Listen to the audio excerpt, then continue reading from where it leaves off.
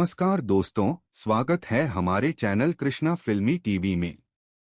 दोस्तों, आज हम बात करेंगे हिंदी सिनेमा के उस सितारे की जिसने 70 और 80 के दशक में अपनी दमदार अदाकारी और शानदार व्यक्तित्व से दर्शकों के दिलों में जगह बनाई।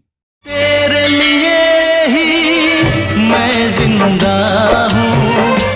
जिन्होंने एक्टिंग के दम पे सदी के महानायक अमिताभ बच्चन की नंबर 1 की कुर्सी को हिलाकर रख दिया। तुम अपन को 10-10 मारा, अपन तुमको सिर्फ 2 मारा। 1 बुलेट मारा कि नहीं है कि नहीं है? अरे हाँ बोलना।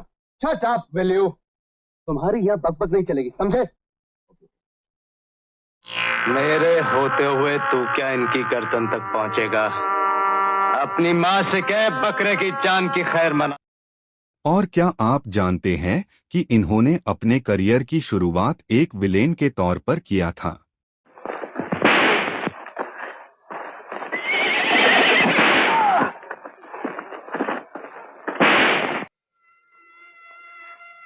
बेटा, कितना मारा है उन कसाईयों ने। अरे पगले, तूने क्यों इन सब का सामना किया? और बाद में हिंदी सिनेमा के दिग्गज अभिनेता बन गए। हम तुम्हें चाहते हैं ऐसे मरने वाला। आखिर क्यों फिल्मों को छोड़कर अचानक संन्यास ले लिया और ओशो के चरण में अमेरिका चले गए? जी हाँ, हम बात कर रहे हैं बॉलीवुड के लेजेंडरी अभिनेता विनोद खन्ना की। अदा कर ले जाने जा, तेरे बिन मैं न रहूं, मेरे बिन तू न रहे होके। विनोद खन्ना का जन्म 6 अक्टूबर 1946 में ब्रिटिश भारत के पेशावर, जो कि अब पाकिस्तान में हुआ था। इनके पिता का नाम किशनचंद खन्ना और माता का नाम कमल खन्ना था। इनके पिता एक बहुत बड़े व्यापारी हुआ करते थे, जिनका व्यापार टेक्सटाइल, डाई और रसायन बाजार में फैला हुआ था। विनोद के जन्म के बाद कुछ ही समय में भारत का बंटवारा हो गया और इनके पिता अपने पूरे परिवार के साथ मुंबई आ गए। विनोद खन्ना की शुरुआती पढ़ाई मुंबई के सेंट मैरी स्कूल में हुई। इस स्कूल में इन्होंने 2री क्लास तक पढ़ाई की। इसके बाद इनके पिता ने इनका दाखिला दिल्ली के सेंट जेवियर हाई स्कूल में करा दिया। इसके कुछ ही समय बाद इनका पूरा परिवार दिल्ली स्थानांतरित हो गया। सेंट जेवियर स्कूल के बाद इन्होंने दिल्ली में ही स्थित दिल्ली पब्लिक स्कूल से पढ़ाई की। साल 1960 में इनका पूरा परिवार वापस मुंबई आ गया। इस बार विनोद की बाकी की पढ़ाई नासिक स्थित बार्नेस स्कूल से हुई। हाई स्कूल के बाद इन्होंने मुंबई स्थित सिडेनहैम कॉलेज से कॉमर्स से ग्रेजुएशन की पढ़ाई पूरी की। अपनी पढ़ाई के दौरान इन्होंने 16वां साल और मुगल-ए-आजम जैसी फिल्में देखीं और इन्हें एहसास हुआ कि यही इनका आखिरी मुकाम है। साल 1971 में विनोद खन्ना का विवाह गीतांजलि से हुआ। गीतांजलि से इन्हें 2 बच्चे हुए, जिनका नाम अक्षय खन्ना और राहुल खन्ना था।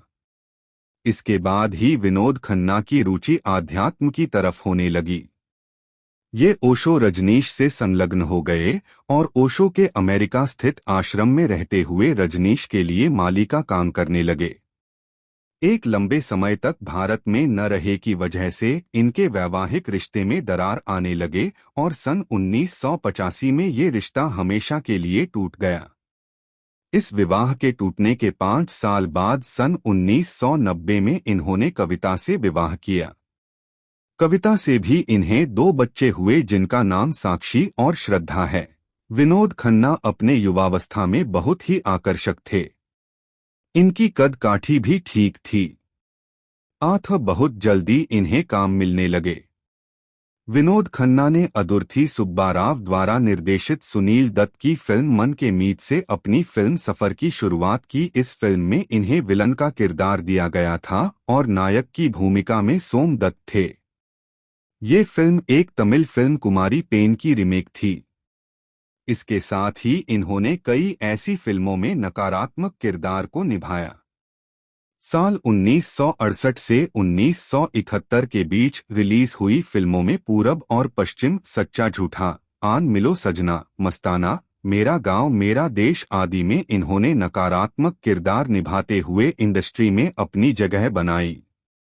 विनोद खन्ना उन बहुत कम अभिनेताओं में हैं जिन्होंने अपने करियर की शुरुआत विलेन के किरदार से की और कालांतर में नायक के रूप में स्थापित हुए। हालांकि फिल्म इंडस्ट्री में ये बहुत ही मुश्किल है। विनोद खन्ना को सन 1971 में आई फिल्म हम तुम और वो में लीड रोल में काम करने का मौका मिला। इस सिनेमा में वे भारती विष्णुवर्धन के साथ नजर आए। इसी साल इन्हें गुलजार साहब की फिल्म मेरे अपने में भी देखा गया। जबान खींच लूंगा। छुरा तेरे उस बात छेनू के पास ही है क्या, और किसी के पास नहीं? चल खड़ा हो। श्याम कहाँ है?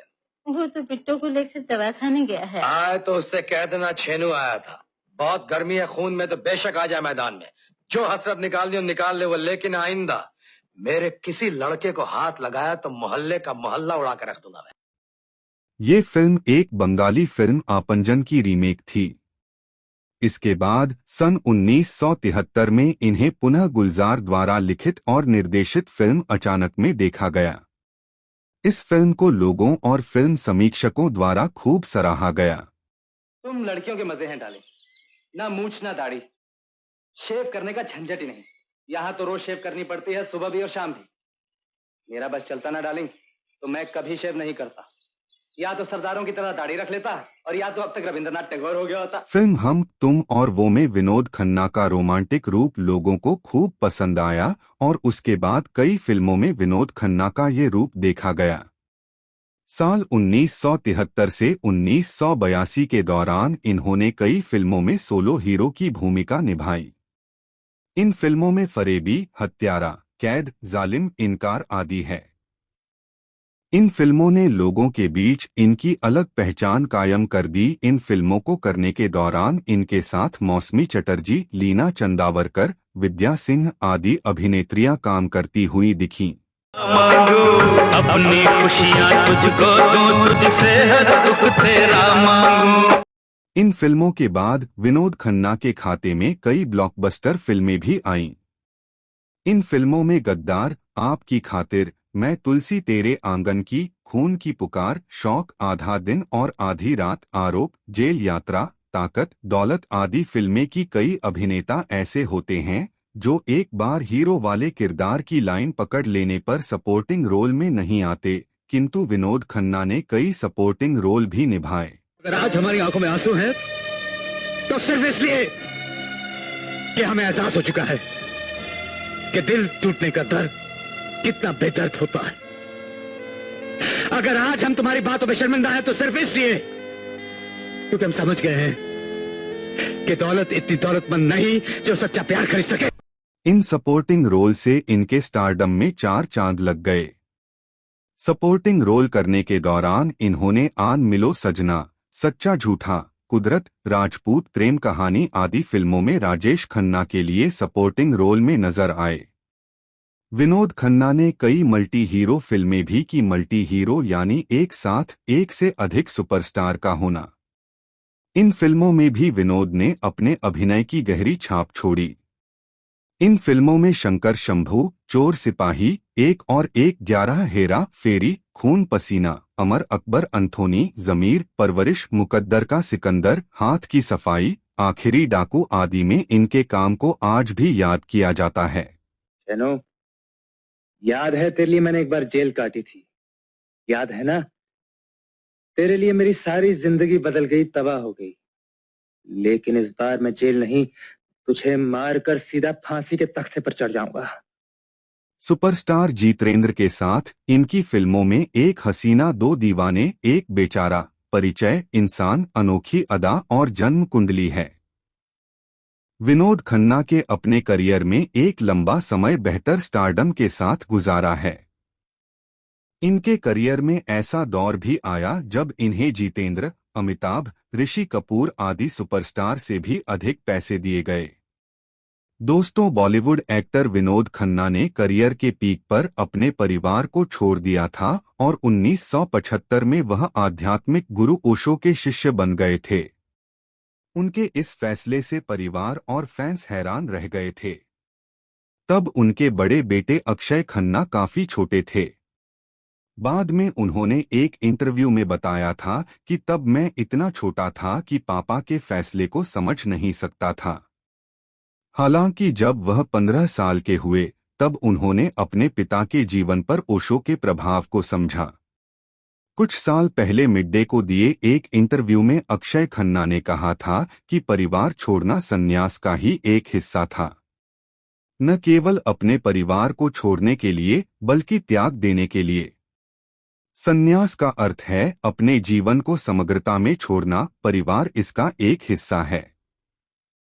यह एक जीवन बदलने वाला निर्णय है जिसे उन्होंने महसूस किया कि उन्हें उस समय लेने की जरूरत है। 5 साल की उम्र में इसे समझना मेरे लिए असंभव था। मैं इसे अब समझ सकता हूं। अक्षय खन्ना ने इस बारे में भी बताया था कि विनोद खन्ना अपने परिवार के पास लौट आए थे जब आंदोलन को लेकर मतभेद हो गए थे।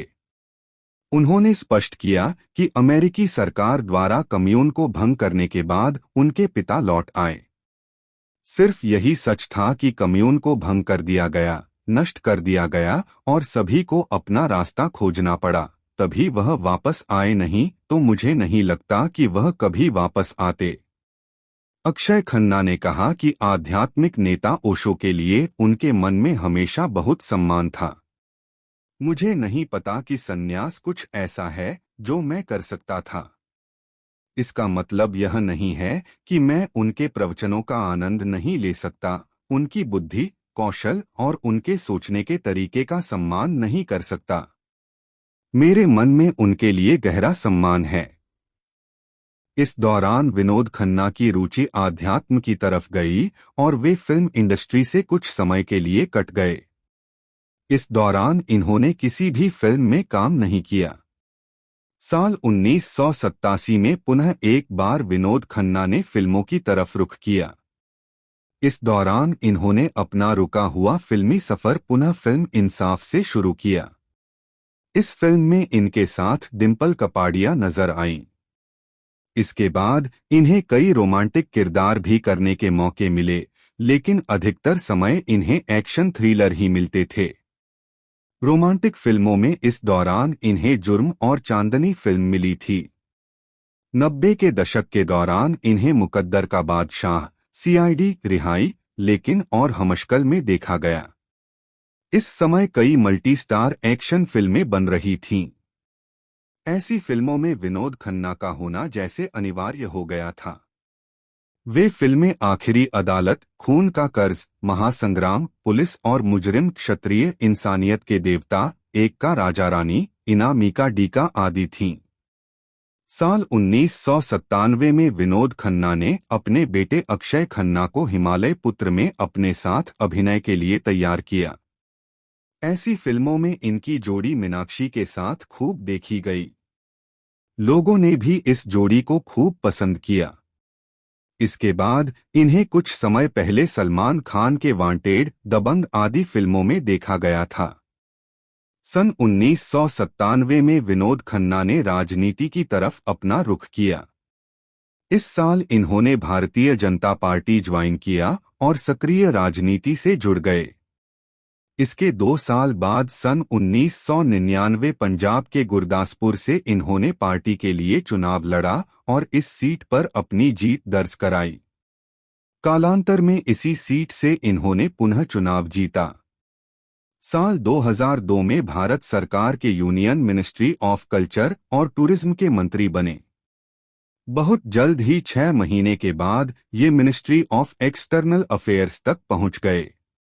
साल 2009 के लोकसभा चुनाव में हालांकि ये गुरुदासपुर से हार गए, किंतु पुनः साल 2014 में होने वाले लोकसभा चुनाव में इन्हें अपनी सीट से पुनः जीत मिली। विनोद अपने अंतिम समय में कैंसर से जूझ रहे थे। इन्हें sir H.N.. Reliance foundation hospital and research centre में भर्ती कराया गया था। साल 2017 के आरंभ में हालांकि इनके स्वस्थ होने की खबर आई थी, किंतु बीमारी लगातार बढ़ती गई। अपने अस्वस्थता के समय इनके पास इनका पूरा परिवार मौजूद था। अंततः 27 अप्रैल 2017 को इनका देहांत हो गया। दोस्तों, चलिए जानते हैं विनोद खन्ना की मिले अवार्ड्स के बारे में। साल 1975 में फिल्म हाथ की सफाई के लिए film fair award best supporting actor के लिए मिला। साल 1999 में फिल्म फेयर अवार्ड में लाइफ टाइम अचीवमेंट अवार्ड दिया गया। साल 2001 कलाकार अवार्ड की तरफ से लाइफ टाइम अचीवमेंट अवार्ड दिया गया। साल 2005 में स्टारडस्ट अवार्ड की तरफ से role model of the year award दिया गया। साल 2007 में जी सिने अवार्ड की तरफ से लाइफ टाइम अचीवमेंट अवार्ड दिया गया। इस तरह विनोद खन्ना भारतीय सिनेमा के रास्ते में एक तरह से मील के पत्थर के रूप में स्थापित हो गए हैं। युवा अभिनेता इनकी फिल्मों से बहुत कुछ सीख रहे हैं। विनोद खन्ना ने अपने जीवन में राजनीति भी की, किंतु किसी तरह के राजनैतिक विवाद में इनका नाम नहीं आया। अंग्रेजी चीजें बहुत मजबूत होती हैं, मगर जब हिंदुस्तानी हाथों में आ जाती हैं ना, तो चकनाचूर हो जाती हैं। सोच लो, जब ये हाथ तुम्हारी गर्दन दबोचेंगे तो इंपोर्टेड बेयर की तरह सारी सांसें उड़कर बाहर आ जाएंगी। खाली डब्बा रह जाओगे, खाली डब्बा।